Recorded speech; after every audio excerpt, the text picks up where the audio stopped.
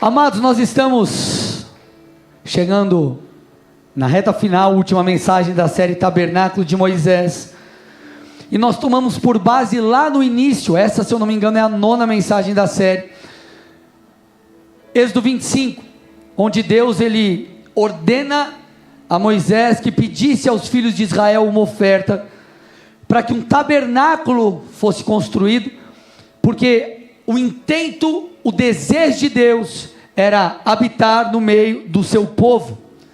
Esse tabernáculo era móvel, conforme o povo peregrinava no deserto, esse tabernáculo era montado, era desmontado, e ali toda uma dinâmica de serviço sacerdotal era feito, e esse tabernáculo e tudo que acontecia ali apontava para muitas verdades espirituais do Novo Testamento, e apontava principalmente para Cristo. Então, aquilo que era literal no tabernáculo, como a arca da aliança, o altar de sacrifício, a pia de bronze, as ofertas, o incenso e tantas outras coisas, para nós são representações espirituais. Então, eles carregavam em si princípios que nós observamos hoje. E nessa última mensagem, nós vamos fazer uso da peça da mobília que nós falamos na primeira mensagem da série. Então nós passamos por cada uma delas, em toda essa série, mas nós vamos voltar para a primeira que nós tratamos. Quem lembra qual foi? Qual? A bacia, a pia de bronze. E o tema da mensagem de hoje, como vocês bem sabem, é o que você vê. A bacia de bronze, apesar de não ser a primeira peça da mobília do tabernáculo que era vista assim que você entrasse no pátio externo, ela era a primeira a ser usada. Põe para mim a imagem aí do tabernáculo. Então, quando você entrava, você dava de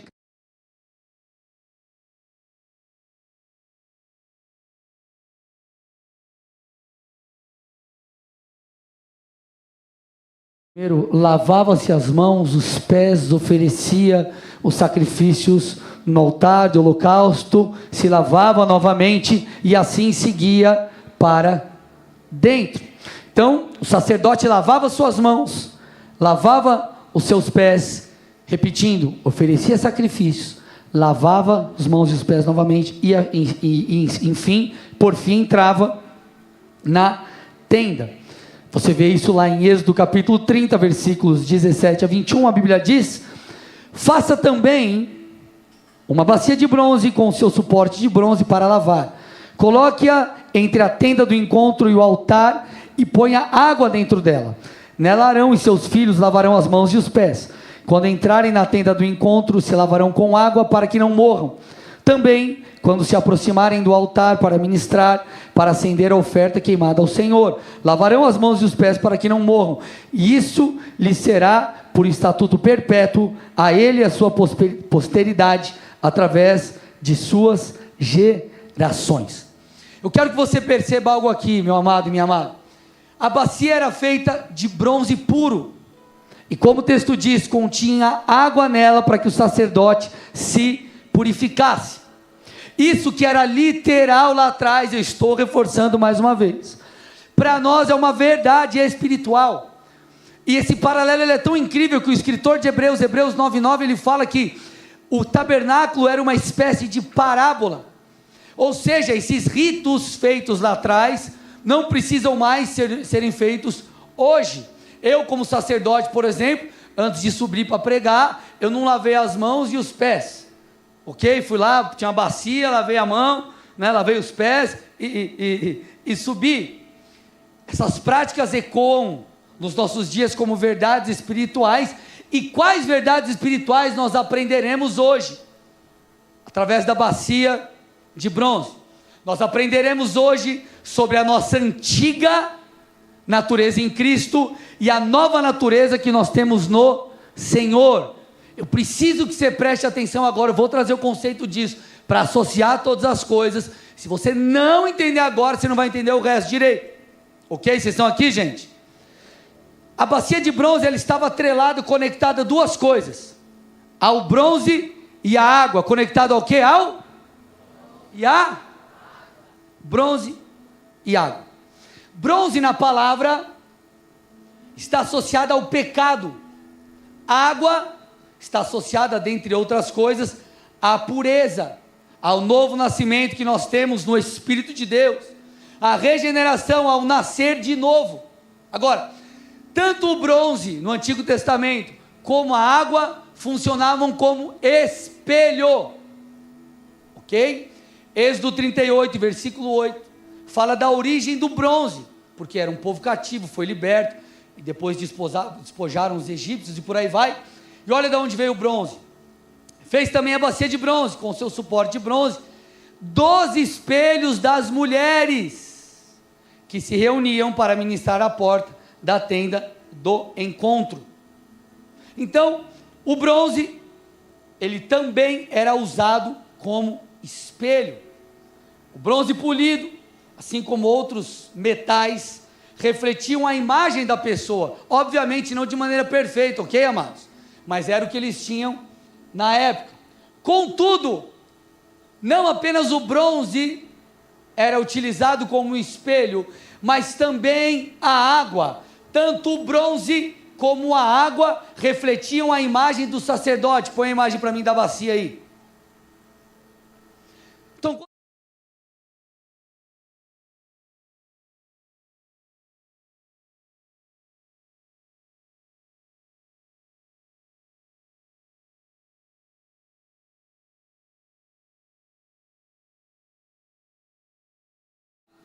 e ele se via no bronze. Pode tirar a imagem.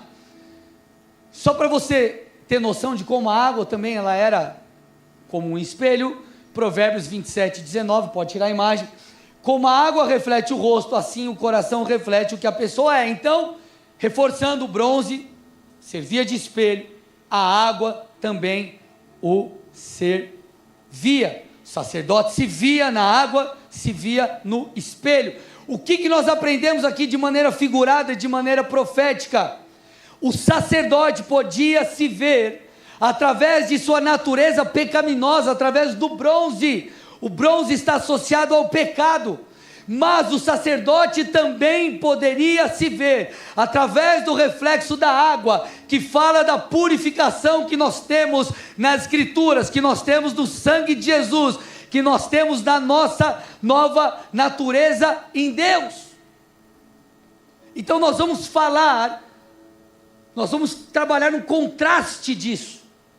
Ele poderia ver os seus pecados, bronze, ou poderia ver o que Cristo, figuradamente, profeticamente, faria por ele. E aqui eu já faço uma pergunta a você, meu irmão e minha irmã. Será que os seus olhos estão voltados para a sua antiga natureza, para o bronze, para o pecado, ou a sua identidade ela está agora firmada em quem Cristo Jesus te fez ser? Escute o que eu estou dizendo. Uma das partes principais do processo de purificação e transformação das nossas vidas diz respeito a compreendermos a identidade que nós temos agora em Deus. Por mais que o sacerdote se enxergasse através do bronze, que tipifica o pecado, por mais que ele visse os pecados de sua vida, ele precisava fazer uso da água para se purificar. Ele precisava, entende por isso, se revestir do novo homem que profeticamente estava sendo apontado aqui, para que o sacerdote exercesse o seu ofício. Ele pegava, põe a imagem para mim de novo, ele pegava a água, e ele se lavava as suas mãos, que fala daquilo que ele faz, lavava os seus pés, que fala do seu caminho. Da mesma forma é comigo e contigo, nós temos pecados, nós enxergamos a nossa natureza pecaminosa e aquilo que precisamos mudar. Contudo, nós precisamos entender quem Cristo nos fez ser e que possamos caminhar em direção a essa identidade que nós temos no Senhor, porque nós nascemos de novo. Nós nascemos de novo. Nós precisamos nos revestir dessa nova vida. O sacerdote viu o seu pecado pelo bronze, mas se lavava. É como se ele dissesse: eu sei que eu tenho pecados, mas eu também sei quem eu sou no Senhor, então eu me lavo. Eu não vou mais viver na antiga forma, eu vou viver como Cristo me fez ser. Eu me lavo. Eu agora, debaixo desse lavar, dessa transformação que o Espírito Santo traz, essa que é a informação que eu vou tomar para mim, e eu vou andar dessa forma. Eu vou andar como alguém regenerado, como alguém transformado. Olha para o irmão do seu lado e fala: respira, você vai entender. Estamos no começo. Tudo bem até aqui, amados? Efésios capítulo 4, versículos 22 a 24. Quanto à antiga maneira de viver, vocês foram instruídos a deixar de lado a velha natureza. Ok? Quem bebe não bebe mais, quem rouba não rouba mais, quem mente não mente mais. Ele está falando disso. Você deixa de lado a sua antiga natureza, que se corrompe segundo seus desejos enganosos, e se deixa renovar no espírito do entendimento de vocês, e a se revestir da nova natureza criada segundo Deus, em justiça e retidão, precedentes da verdade. Presta atenção, sabe o que ele está dizendo? Que nós precisamos nos revestir dessa nova identidade que nós temos em Cristo. Talvez você, antes de se converter, tinha práticas equivocadas, ou talvez você ainda está na luta contra o pecado, e muitas coisas, e o que o Senhor está dizendo é: nós precisamos nos revestir desse novo homem, ou você, dessa nova mulher, enfim, nós precisamos nos revestir desse novo ser, desse novo homem, no que diz respeito à pessoa. Preciso me revestir assim. Revestir no grego, amados, é uma palavra que significa entrar em, entrar numa. É como alguém que entra em uma nova roupa, se veste conforme com um novo traje. Então vamos lá, você gosta de andar de bermuda, chinelo, havaiana, e aí você, no teu antigo trabalho, além de gostar de andar assim, você poderia trabalhar assim. Olha que bênção. E aí você começa a trabalhar uma nova empresa, terninho, gravata, sapato, todo engomadinho, bonitinho. Você precisa se vestir de uma nova maneira, porque agora você é uma pessoa diferente, exerce um ofício diferente, uma função outra.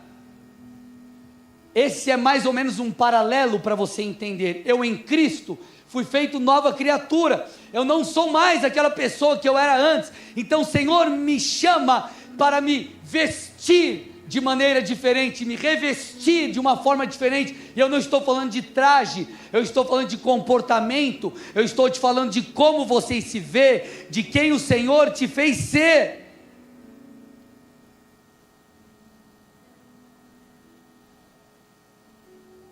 Então você precisa começar a olhar para a palavra e vê-la como um texto profético que fala sobre a sua vida.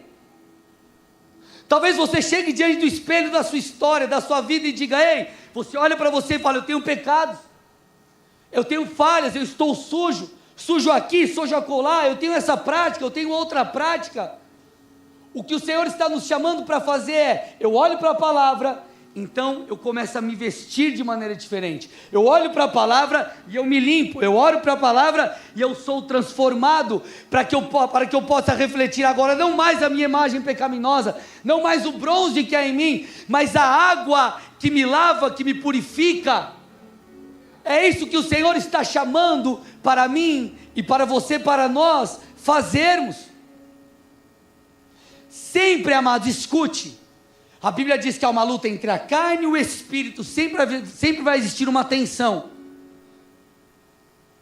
para que você creia na promessa de Deus ou desista, para que você se entregue ao pecado ou para que você resista, sempre vai existir uma tensão. Agora, o que a Bíblia fala sobre mim, sobre você, ou fala para mim, para você, não é apenas para nós alinharmos as nossas práticas, é para alinharmos como nos vemos. Deixa eu te explicar isso aqui, amado. Eu me converti em novembro de 2003, meados de 2000, 2005 talvez, eu recebi a primeira palavra da parte do Senhor que eu seria um pastor. Algo aconteceu comigo, eu passei a me ver como um pastor, eu comecei a me apropriar, entre aspas, dessa identidade, ou desse chamado que o Senhor trouxe para mim. E como eu comecei a me ver como um pastor, eu comecei a me posicionar como um pastor. Então é como se eu chegasse, vamos imaginar aqui, se pastor tivesse um estereótipo, porque talvez você entrou aqui a primeira vez e falou, esse pastor não tem cara de pastor.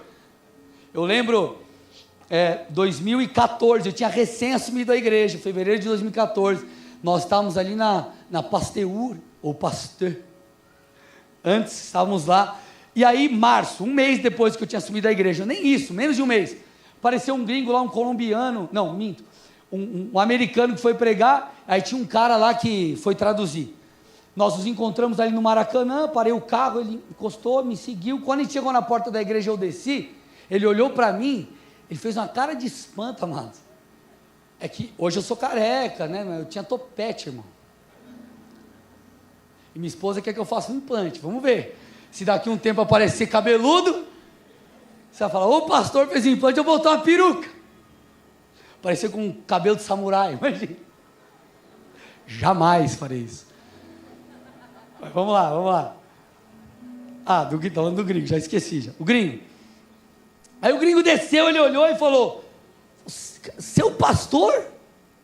O tradutor, você é um pastor? Eu falei, cara de novo, né, e brinquei com ele, enfim, foi uma bênção, mas vamos imaginar que pastor tivesse um estereótipo, e eu chegasse diante do espelho, eu olharia e falaria assim, essa camisa não está a camisa de pastor, preciso trocar, esse tênis aqui, eu acho que podia ser um sapato, vamos botar um sapato, vamos botar uma calça, a camisa para dentro, botar um paletó, botar uma gravata, eu me adequaria. Escute, quando você entrega a sua vida a Jesus, você nasce de novo, você é uma nova criatura, Ele te faz ser alguém diferente, em Cristo seus pecados são perdoados, e agora Deus te fez uma outra pessoa, e o que Ele espera é que quando você olhe no espelho, você veja essa pessoa que Ele te fez ser, não veja mais os pecados na sua vida, mas se veja segundo a palavra do Senhor, e assim possa se posicionar, para que se torne dia após dia quem o Senhor já te fez ser. Ele quer que você olhe para Ele como quem crê em suas promessas e não fica demasiadamente preocupado com as circunstâncias. Ele quer que você olhe para a palavra, Ele quer que você olhe para a promessa, Ele quer que você fite os seus olhos nele. Escute, antes de Deus fazer alguma coisa, escute o que eu vou dizer, antes de Deus fazer algo na sua vida, Ele te transforma, Ele mexe na sua identidade. Eu vou repetir, antes de Deus fazer algo, Ele te torna alguém, Ele mexe em sua identidade. Pedro foi um dos grandes líderes da igreja primitiva, mas quando Jesus o chama, olha que interessante, Mateus 4, 18 a 20, caminhando junto ao mar da Galileia, Jesus viu dois irmãos, Pedro e André, eles lançavam as redes, porque eles eram o que, gente? Pescadores, a identidade deles estava atrelada a isso, falavam com pescadores, se vestiam como pescadores, provavelmente contavam as histórias de pescadores, só para brincar, dar uma risada, por favor, mas antes de Deus usar Pedro, Jesus o fez discípulo, e ele disse assim, ei Pedro, você começará a caminhar comigo, e eu te farei pescadores de gente, versículo 19, Então ele está dizendo, ó, antes de eu cumprir aquilo que eu tenho para você, eu vou transformar você, Pedro. E eu preciso que você comece a se ver como um pescador de gente. Pedro, eu não te chamei para pescar peixe, Pedro. Eu te chamei para pescar gente, Pedro. Entenda isso. Se viva dessa forma, se veja assim. Irmão, talvez você entrou aqui e Deus um dia disse para você, você será um pescador de gente.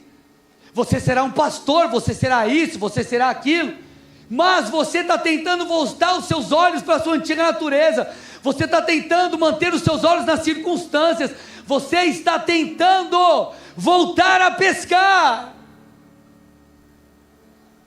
Nós precisamos entender, há uma nova natureza depositada em Deus, ou por Deus em mim e em você, sobre o seu chamado, sobre quem você é, promessas e várias coisas. Então a grande questão no final de tudo é, como eu me vejo? Por quê? A maneira que Deus te vê, é a mesma que Satanás te vê. Credo, pastor, como assim? A maneira que Deus te vê é a mesma que Satanás te vê, por isso que ele te ataca. Sabe qual é o problema? Você não se vê dessa forma. E porque você não se vê, você não acredita. E aí você tenta, talvez, você fica refém das circunstâncias. Deixa eu te falar, amados. Deus é poderoso para cumprir tudo o que Ele te disse. Eu sou um improvável. Se eu tivesse na Bola de Neve sede, ou melhor, quando eu me converti na Bola de Neve sede, tinha milhares de pessoas. Se fosse por ordem de chegada, eu seria pastor em 2379. Mas, quando Deus chama, Ele te levanta, irmão. É Ele que te levanta. E Deus dá um jeito de te levantar. Deus me trouxe para o Paraná. Talvez você entrou aqui e diz assim, não tem esperança para mim, talvez, por esse motivo, eu não sei. Deus vai te levantar se Ele prometeu. Ponto. Então qual que é o problema? Eu não me vejo segundo a ótica de Deus, eu me vejo segundo o bronze. E o Senhor está te falando, tudo bem, tem o bronze, mas pega a água e se lava, e no final de tudo fica com a água, porque é o que o sacerdote fazia, ele se lavava com água, a última coisa era água. Agora vamos lá, eu estou dessa forma, eu estou me vendo assim, eu estou agindo dessa forma. Então eu te pergunto, será que você tem se visto, ou estabelecido a sua identidade, nos seus pecados, nas impossibilidades, enfim, o que você vê? Obviamente, amados, que erro, pecado, demanda arrependimento, isso é fato, isso é doutrina básica. Só que a grande questão não é o erro e o arrependimento, a grande questão é onde está a sua identidade. Porque você pode olhar para a sua vida e falar assim, ok, eu cometi um erro, mas eu não sou essa pessoa, porque eu fui lavado pelo sangue do Cordeiro, eu fui transformado numa nova criatura, e agora eu caminho para o outro lado, e se eu cair, eu vou me levantar, a graça de Deus vai me restaurar, o sangue do Cordeiro me lavará, e eu viverei segundo a palavra de Deus. Esse é o ponto onde está firmada a sua identidade, porque em Cristo Jesus, Ele fez algo novo. Eu quero explicar isso aqui para você entender biblicamente o que isso significa, quão profundo é. E para a gente entender o novo nascimento, tudo que acontece, o que Deus faz nessa dinâmica, a gente precisa voltar para uma profecia lá de Ezequiel, Ezequiel 36, 25 a 27.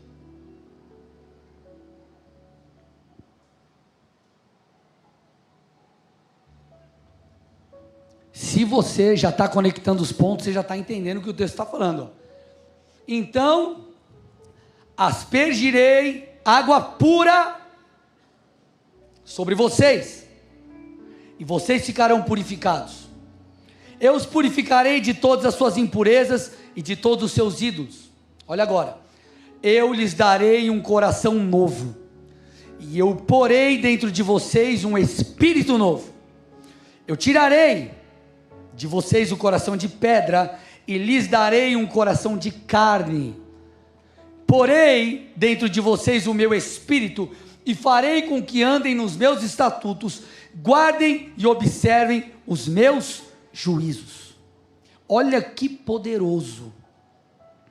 Deus está falando a um povo cativo, Deus está falando a um povo rebelde, e perceba o que ele está dizendo: eu vou purificar você, eu vou trocar o seu coração, eu botarei em você um espírito novo, e você que hoje é rebelde por causa da minha obra em ti, você andará segundo os meus estatutos, ok? Perceba o que Jesus fala para Nicodemos, João 3, 3-7, em verdade lhes digo, que se alguém não nascer de novo, não pode ver o reino de Deus. Nicodemos perguntou: como pode um homem nascer sendo velho? Será que pode voltar ao ventre materno e nascer uma segunda vez? Jesus respondeu: em verdade lhes digo, quem não nascer da água, aleluia, quem não nascer da água e do Espírito, da purificação, que inclusive o Espírito Santo traz a regeneração, não pode entrar no reino de Deus. Então sabe o que Jesus está dizendo? Ei, aquilo que foi profetizado lá atrás, povo rebelde, você vai andar segundo a minha vontade, porque eu vou mudar o seu interior, eu vou transformar o seu coração, eu vou te fazer uma nova criatura. Você que desejava viver em pecado, você que desejava promiscuidade, você que caminhava em incredulidade, você que não acreditava nas promessas de Deus, Ele está falando: eu vou mudar você, eu farei de você alguém novo. Isso é feito quando, amados? Quando nós cremos em Jesus. Qual que é a boa notícia? Me escute. Talvez você já é crente e está preso em muitas coisas do seu passado. O Senhor está te dizendo: ei, abra os seus olhos. Eu estou apontando em uma nova direção, através da minha vida em ti, do meu espírito em ti. Você é feito uma nova criatura. Você pode vencer isso. Você pode vencer o vício, você pode vencer o pecado, você pode vencer as impossibilidades, as improbabilidades. Talvez você achava que você tinha um estigma na família, ninguém nunca deu certo nisso, todo casamento fracassou, enfim, e você achou que a tua vida inteira vai ser assim uma sofrência. Ei, escute, Deus tem um plano e um propósito na sua vida, e talvez você está olhando para você e falando: Deus, olha quem eu era esse cara, eu não obedecia a Deus, eu era assim, assado, eu não conseguia, eu não podia. E Deus está falando: não, olha para quem você era, olha para quem você é, olha para quem eu te fiz ser, olha para o meu sangue derramado sobre a sua vida, olha para o Espírito que eu depositei em você, olha para os dons que eu coloquei na sua vida. Ei, meu irmão, não se olhe mais segundo o bronze, se olhe segundo a água. Se olhe segundo a água, a regeneração. Você é uma nova pessoa em Cristo Jesus. Eu não sei se vocês estão com calor demais, ou vocês não estão empolgados, mas eu estou demais, amado. Se você entender isso, a tua vida muda. Ela muda. Quantas vezes você já chegou diante de algum problema na sua vida, diante de algum gigante, e você olhava para a situação, e você enxergava a si mesmo, as suas impossibilidades? Sabe o que a Bíblia diz? O justo não vive pelo que vê, o justo vive pelo que crê. E se eu creio na Bíblia, se eu creio na palavra, eu não sou mais definido por aquilo que está diante dos meus olhos, mas por aquilo que está escrito. Essa é a verdade sobre a sua vida. Esse é quem você é. Quando Paulo fala a Tito, ele esclarece isso. Tito 3, 4-7, a Bíblia diz: mas quando se manifestou a bondade de Deus, nosso Salvador e o seu amor por todos, Ele nos salvou, não por obras de justiça praticada por nós, mas segundo a sua misericórdia. Olha, presta, irmão, presta atenção. Quem estava no último curso do mergulhando, o que eu falava? Pensa com a cabeça, não pensa com o estômago. Pensa, olha o que está, lê a Bíblia. Ele nos salvou, não porque eu sou justo, mas porque Ele é justo. E aí ele continua: Ele me salvou mediante o lavar regenerador do Espírito Santo. Olha lá, está associando aí bacia, água, ok? Que Ele derramou sobre nós ricamente, em abundância, por meio de Jesus Cristo, nosso Salvador, a fim de que, justificados por graça, nos tornemos seus herdeiros, segundo a esperança da vida eterna. Então ele está dizendo, quando você olha para você, não há possibilidade de você viver nada, porque nem justo você é. Mas ele está dizendo, por causa de Cristo Jesus, eu fui lavado, e eu fui regenerado, eu fui recriado, eu sou uma outra pessoa espiritualmente. Porque o corpo é o mesmo, tá, irmão? Não estou dizendo que você vai virar outra coisa, você é loiro, ficar moreno, careca, cabeludo, tá? Não é isso, estou falando no espírito, porque eu fui lavado, fui regenerado, me tornei uma outra pessoa. Isso foi feito por graça, não porque eu mereço. Agora, eu não me vejo mais dessa forma, eu sou um herdeiro, e porque eu sou herdeiro por aquilo que Ele fez, agora eu tenho acesso àquilo que o Pai tem para me dar, porque eu não me olho mais por essa ótica, eu me olho pela palavra, eu fixo os meus olhos naquilo que Deus fez por mim, e eu persigo isso, eu prossigo em direção a isso, eu me apoio nessa verdade. Então eu não me apoio na minha capacidade, eu apoio na capacidade de Deus em mim. Foi o que Davi falou para Golias. Ele falou: Golias, eu não vou contra ti na minha habilidade, porque tem muitos outros guerreiros que não quiseram lutar com você. Eu vou contra ti em nome do Senhor dos Exércitos. Eu me apoio no meu Deus, e por causa do meu Deus eu chego lá. Agora Davi é uma grande lição de identidade. Todos os soldados do povo hebreu tremeram de medo. Davi, o jovem que foi levar comida para os irmãos, acreditou e lutou contra o gigante. Por quê? Se todos tinham o mesmo Deus. O problema não era o mesmo Deus, o problema não era o respaldo celestial, porque Deus daria o mesmo respaldo para quem fosse. A questão é como Davi se via e os outros se viam. Eles olhavam para o gigante e falavam: cara, peraí, esse maluco aí é sinistro, e eu sou, quem sou eu? Davi não olhava para ele. Davi elevava os seus olhos e olhava para aquele que está no alto lugar.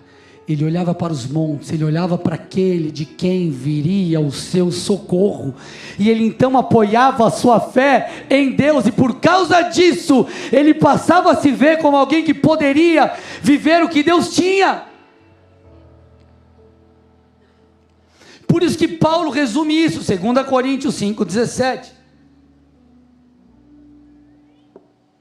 E assim, se alguém está em Cristo, é nova criatura. Gente, pensa com a cabeça. Olha o que ele está dizendo: se você está em Cristo, o que é estar em Cristo? Se arrependeu dos seus pecados e creu em Jesus, confessou, fez dele o seu único e suficiente Senhor e Salvador, caminha com Cristo.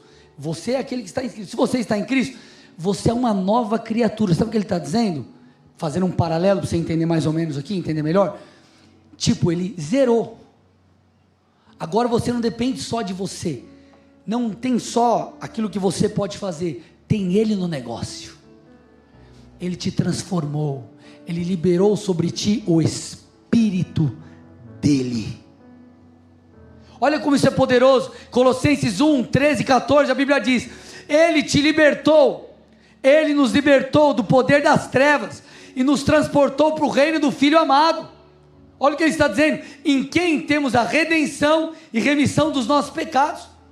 Espiritualmente você estava num lugar ruim, aprisionado, fadado ao inferno, e quando você entrega a sua vida a Jesus, você é tirado desse lugar e é transportado para o reino do Filho. Agora, quando você está no reino do Filho, o reino de Deus, Deus é seu Senhor, você começa a jogar segundo as regras do teu Deus, e Ele é o Todo-Poderoso. Então, se o Todo-Poderoso te comissionou a algo, isso significa que você vai em nome dEle, e por isso você pode realizar as grandes obras que Ele te prometeu. Por que você acha que você ora em nome de Jesus? Porque não é na tua força, é na força dEle, é no poder dEle, é na autoridade dEle, amados. Pelo amor de Deus, igreja, se você entender isso, nada vai te parar mais. Nada vai te parar mais, porque Ele te fez uma nova pessoa, Ele te deu uma nova identidade nele. Ele te fez uma nova criatura. Isso é tão claro que eu quero que você volte lá atrás, quando você entregou a tua vida a Jesus de verdade. Não estou falando quando você foi na igreja pela primeira vez, ou se ouviu uma palavra e aquilo foi abençoador, não. O dia que você entregou a tua vida a Jesus de verdade, você decidiu render a tua vida a Jesus, você lembra desse dia? Lembra desse dia? Depois que você entregou a tua vida a Cristo, sabe o que começou a acontecer com você? E eu não preciso ser profeta para descobrir, isso é Bíblia. Teu coração começou a se inclinar para as verdades espirituais. Olha lá, você começou a falar: puxa, eu preciso ir mais para a igreja, puxa, eu preciso agora mudar alguns comportamentos na minha vida, eu preciso mudar a maneira que eu falo, a maneira que eu ajo, os lugares que eu vou, com quem talvez eu ando. Por quê? Porque Ele te fez nova criatura, espiritualmente você nasceu de novo, é aquilo que Jesus disse. E como você nasceu de novo, Deus te fez nascer de novo já com essas características de um filho de Deus. E quando você entende isso, e não se olha segundo a sua carnalidade, mas se olha segundo a natureza que Deus te fez ser, você não cede à tentação.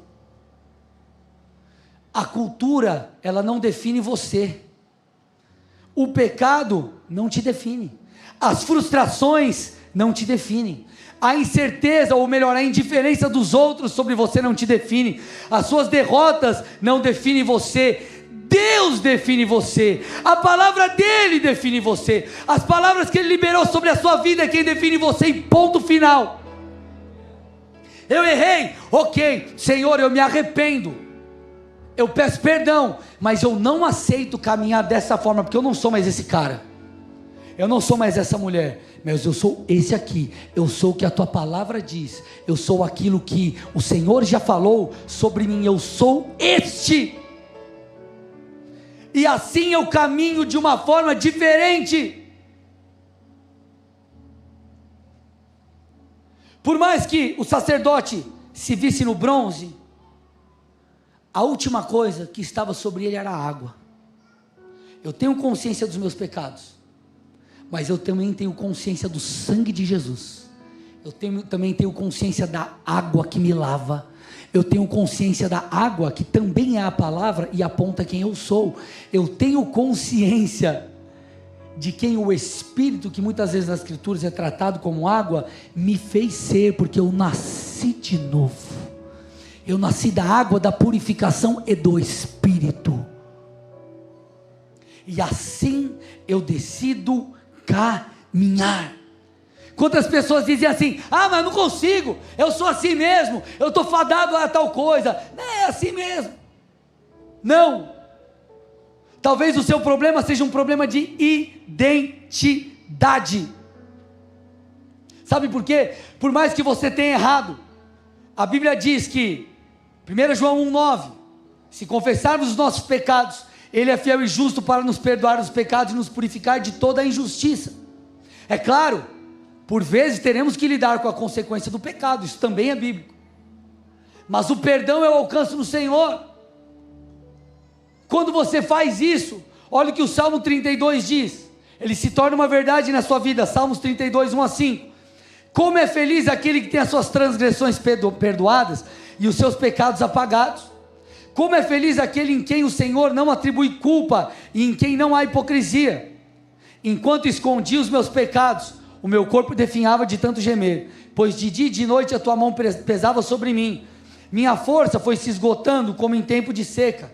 Então reconheci diante de ti o meu pecado e não encobri as minhas culpas. Eu disse: confessarei as minhas transgressões ao Senhor, e tu perdoaste a culpa do meu pecado. Escute, em Cristo Jesus você não é mais definido pelos outros, nem pelas circunstâncias. Você é definido pela palavra e por aquilo que Deus falou sobre a sua vida.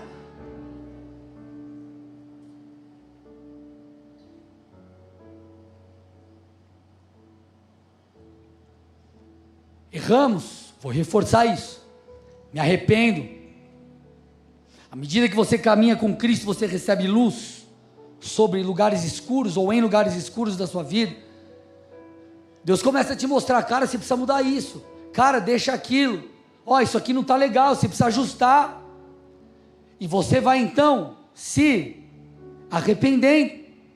Só que escute, em Cristo Jesus você não é definido pelo pecado. O pecado, ele é um erro do alvo.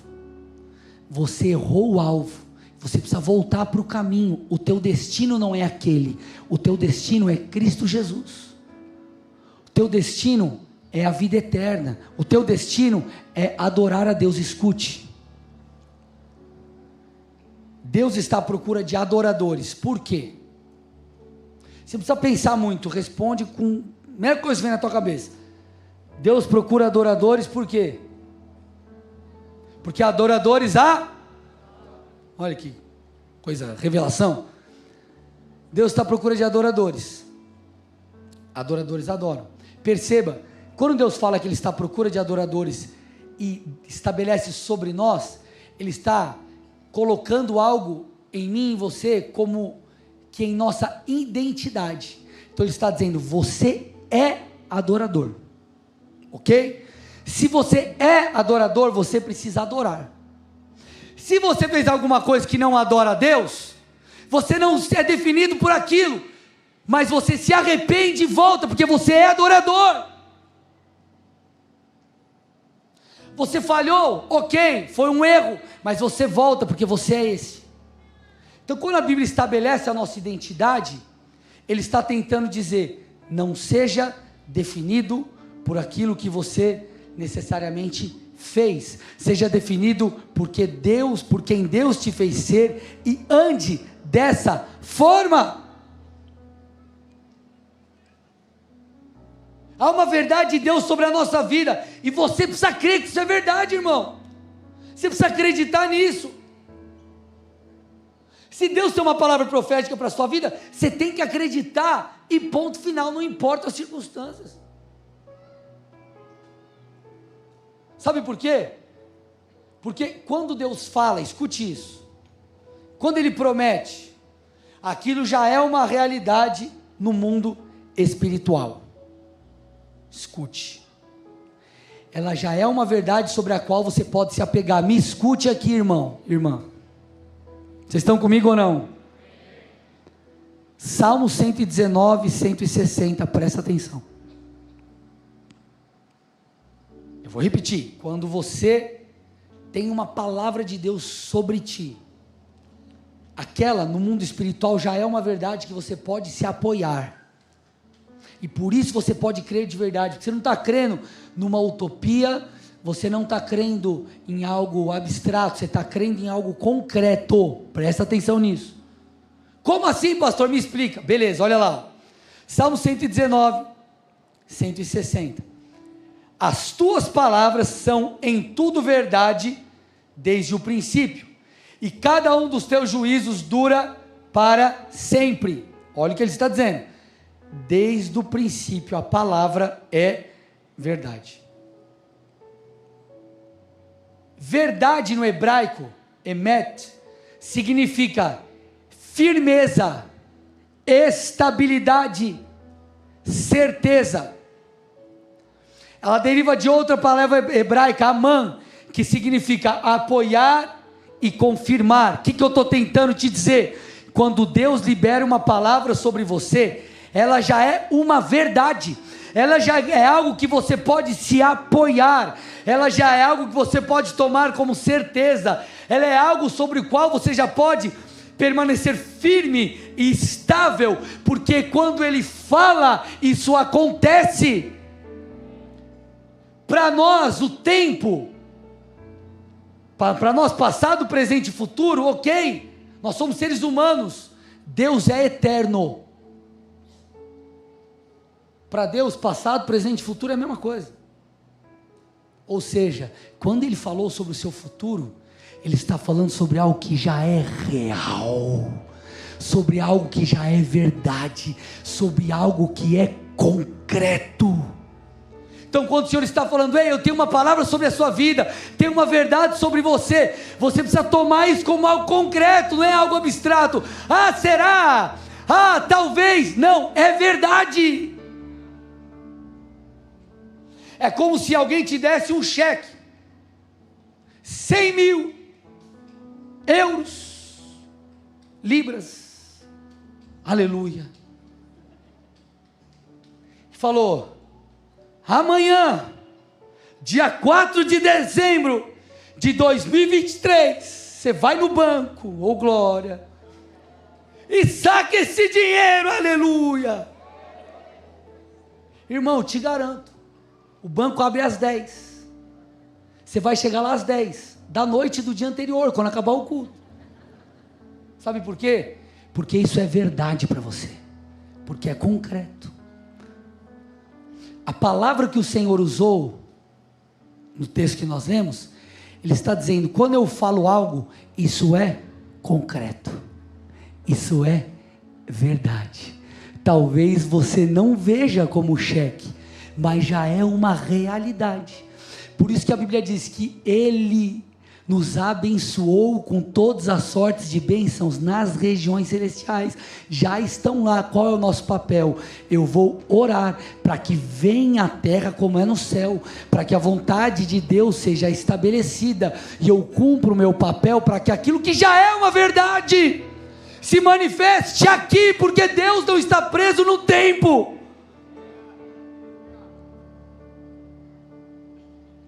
Talvez Deus disse que você seria um pastor, um empresário, trouxe uma promessa sobre a sua família, ou qualquer outra coisa, e os teus olhos estão fixos nas circunstâncias. Essa é a noite que você não mais colocará os seus olhos nisso, mas você se lembrará de tudo aquilo que Deus disse, e você vai se apoiar nisso. A sua identidade será formada e estará firmada a partir desta verdade. Porque o que Deus falou sobre você é a verdade, o que Satanás falou é a mentira, irmãos. Só que nós olhamos para as mentiras colocadas sobre nós, e você acha que é verdade, e o Senhor está falando, esquece isso. Se apoie na verdade que Ele falou sobre a sua vida. Estou indo para o final. Por isso que tem um texto na palavra que eu sempre comento aqui. Esse texto para mim, ele por um momento, era um texto que eu não entendi por que Deus trabalhava dessa forma. 1 Pedro 2,9, olha lá. Vocês são geração eleita, sacerdócio real, nação santa, povo de propriedade exclusiva de Deus, a fim de proclamar as virtudes daquele que os chamou das trevas para a sua maravilhosa luz. Deixa eu te fazer uma pergunta. Você acha que os leitores dessa carta eram perfeitos? Sim ou não? Não, legal.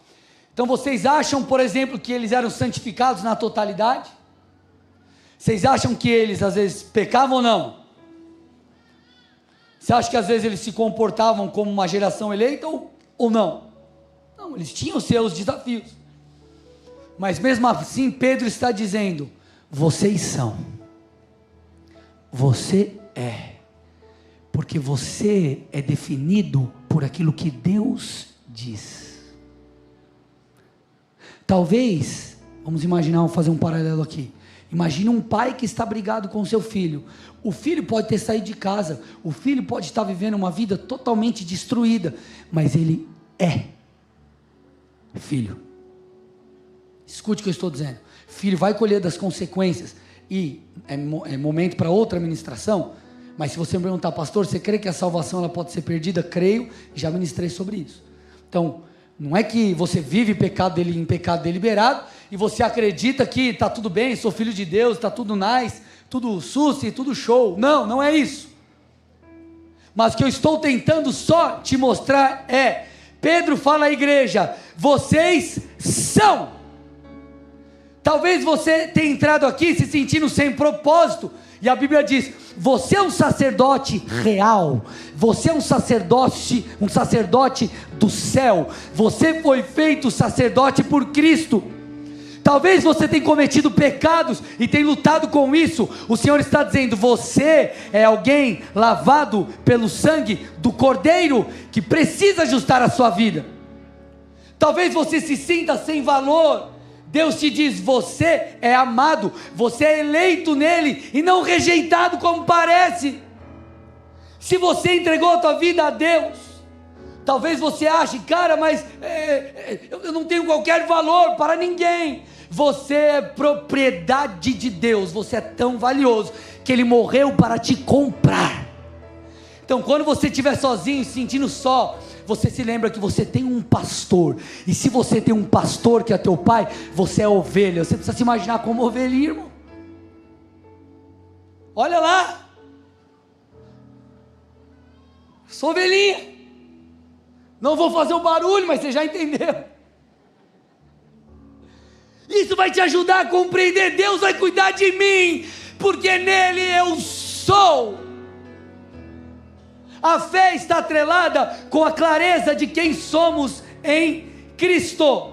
O diabo vai tentar usar as tuas falhas, as circunstâncias desfavoráveis, para tentar fazer você acreditar que não vai dar, que Ele não te ama mais, que você está sozinho. Mas quando você se lembra que Ele morreu por causa de você, porque você é amado, você é propriedade exclusiva de Deus, você é nação santa e nele você foi eleito, irmão, você adquire força de novo.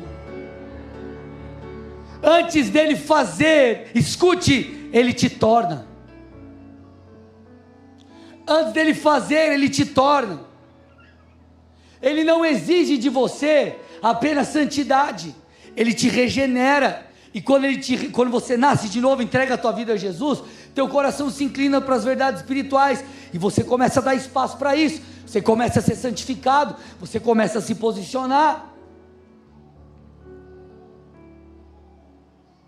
Quando você nasce de novo, Ele coloca em ti o Espírito Santo, e esse Espírito que habita em você, ele te guia, ele te convence do pecado, ele te ensina a verdade, ele produz mudanças no seu comportamento.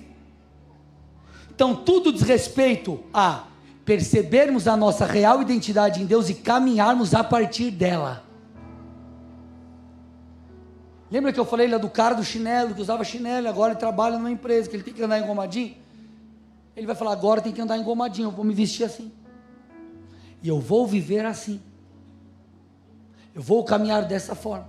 Agora eu sou um filho de Deus, então peraí, se eu estou fora daquilo que Deus tem para mim, deixa eu me ajustar, porque eu sou. Se eu sou, eu vou me alinhar agora, eu vou me santificar, eu não vou mais agir dessa forma, eu não vou mais agir daquela maneira, porque agora eu sou nova criatura.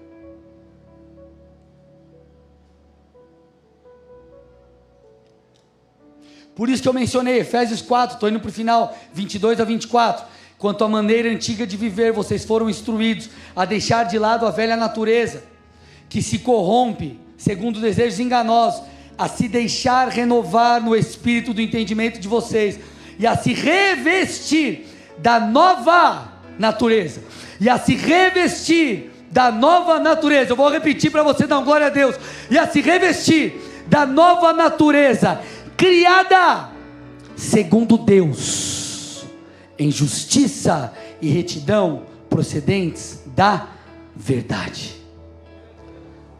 Você não pode ceder à tentação. Você não pode ceder à velha natureza. Você não pode ceder à velha mentalidade. Por isso que Paulo diz: vocês têm a mente de Cristo. Escute, Isaías, estou indo para o final, Isaías capítulo 40. Você vê um trecho das Escrituras falando sobre a majestade de Deus. Versículo 12 ao 15. Isaías fala aqui do quão magnífico Deus é e o quão elevados são os seus pensamentos e caminhos. Diz assim o texto: quem na concha de sua mão mediu as águas e tomou a medida do céu a palmos? Quem recolheu o pó da terra na terça parte de uma vasilha e pesou os montes e as colinas numa balança? Ele está tentando de alguma forma, com palavras, com uma forma humana de medir, está tentando mostrar a grandeza de Deus. E aí ele diz: quem guiou o Espírito do Senhor? Ou como seu conselheiro o ensinou? Com quem ele se aconselhou para que lhe desse compreensão? Quem lhe ensinou a vereda da justiça? Ou quem lhe ensinou sabedoria? E quem lhe mostrou o caminho do entendimento? Eis que as nações são consideradas por ele como um pingo que cai de um balde, e como um grão de pó na balança. Eis que ele carrega as ilhas como se fosse pó fino. Olha o que Paulo falou, versículo 16 de 1 Coríntios 2. Ele está fazendo menção a Isaías capítulo 40, versículo 13. Quem conheceu a mente do Senhor para que o possa instruir? Ele diz então: nós temos a mente de Cristo. Eu acho que você não entendeu. Lá atrás, o escritor, lá atrás, Isaías tenta de alguma forma mostrar às pessoas: cara, vamos tentar medir. Talvez se fosse hoje ele usaria outra linguagem. Ah, Deus tem o tamanho tal, Deus é assim, ele tenta expressar. Cara, quem que ensinou Deus? Quem trouxe a Deus conhecimento? Quem trouxe a Deus entendimento? Então ele está expressando: cara, Deus parece tão grande que é algo inacessível. E aí nós, na nova aliança, ele diz: quem conheceu a mente do Senhor? E ele responde: nós temos a mente de Cristo. O que Paulo está dizendo? Ele está afirmando que eu e você, por causa das Escrituras e por causa do Espírito de Deus que habita em nós, nós temos acesso à maneira, que se assim eu posso dizer, que Deus pensa. Nós temos acesso à mente de Cristo, nós temos direção por meio do Espírito, clareza por meio da palavra, nós temos como saber aquilo que Deus pensa de nós. Lá atrás eles ficavam: quem instrui Deus? Quem conhece a mente de Deus? Aqui, amados, nós vemos nas Escrituras aquilo que Deus pensa sobre as coisas, aquilo que Deus acha, inclusive sobre a sua vida, sobre quem você é, quem Ele te fez. Você tem um Espírito que fala contigo, que te guia, que te convence, o mesmo Espírito que te regenerou. O que eu estou tentando te dizer é: você tem total condição de entender quem Deus te fez ser, e por meio dessa revelação, a sua vida nunca mais será a mesma. Essa noite você pode chegar diante de Deus de duas formas: olhando para o bronze. E é claro que olhar para o bronze é bom, porque você vai olhar a sua natureza e você vai se humilhar, você vai perceber os seus pecados e você vai se arrepender. Agora, você também pode e deverá se ver pela água, pelo reflexo da água, por aquilo ou por quem Deus te fez ser, por aquilo que Ele diz sobre você. Irmãos, escute, estou terminando. Você acha que Deus te daria promessas se Ele não te conduzisse a elas? Você acha que Deus te daria dons se Ele não escolhesse de fato usá-los para a sua própria glória? Quando o Espírito Santo colocou no seu coração esse propósito, que você sabe qual é, Ele estava cumprindo a parte A de Filipenses 2,13. O que diz Filipenses 2,13? Deus é que efetua em vocês tanto o querer, mas sabe qual é a boa notícia? Que o mesmo Deus que colocou o querer, a parte B do texto diz que também Ele efetua o realizar. O Deus que te deu o propósito, o Deus que te apontou o alvo, é o Deus que te levará a cumpri-lo, é o Deus que derramará unção, graças, conexões, e fará aquilo que parece impossível aos seus olhos, porque Ele não mente. Quando Ele libera sobre você, quando Ele libera sobre você algo, essa é uma verdade. Você se apoia, é concreto, é real, não é mentira. Deus, meus amados, não está preso às impossibilidades. Se Deus não está preso às impossibilidades, se Ele derramou dom sobre você, se em Cristo Jesus você é feito nova criatura, se Ele é fiel e é poderoso, tudo é uma questão de perspectiva, quando diz respeito às promessas, porque você pode olhar e acreditar, ou você pode olhar e ser incrédulo, e isso é definido, sabe pelo quê? Por como você se vê. Como você se vê. Hoje nós vamos fazer aquilo que Paulo disse aos irmãos de Éfeso. Ele fazia isso pelos irmãos de Éfeso, e nós faremos aqui. Eu farei por vocês, faremos por nós, e você fará para si mesmo. Efésios capítulo 1, versículos 18 e 19, eu encerro aqui a palavra. Paulo disse: eu peço que Deus ilumine os olhos do coração de vocês. Olha lá. O que é o iluminar? É colocar luz nas trevas. É fazer você ver o que estava escuro. Escute. Fazer você enxergar aquilo que antes não enxergava. Iluminar. Então, iluminar os olhos do coração de vocês. Está falando de uma revelação espiritual. Para que saibam qual é a esperança da vocação de vocês. Opa! Qual é a riqueza da glória da sua herança nos santos? E qual é a suprema grandeza do seu poder sobre nós, os que cremos, segundo a eficácia da força do seu poder? Ou seja, Paulo está falando assim: eu oro para que Deus dê uma experiência a vocês, para que vocês percebam a vocação, para o que vocês foram chamados. Eu oro também para que vocês entendam a herança que vocês têm em Deus.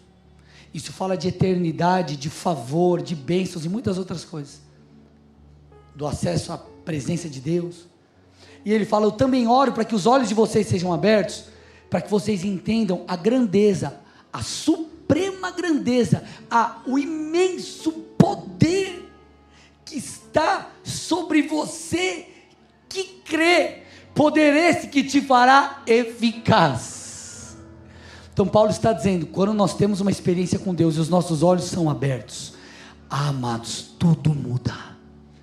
Nós entendemos quem nós somos, nós compreendemos a herança que nós temos em Deus. Você não aceita mais viver no pecado, porque você entende que Deus não te fez isso. Você entende o poder que você tem acesso, então você olha para a dificuldade não como algo impossível, mas você acredita que Deus te levará a vencer. Por quê? Porque os seus olhos espirituais foram abertos.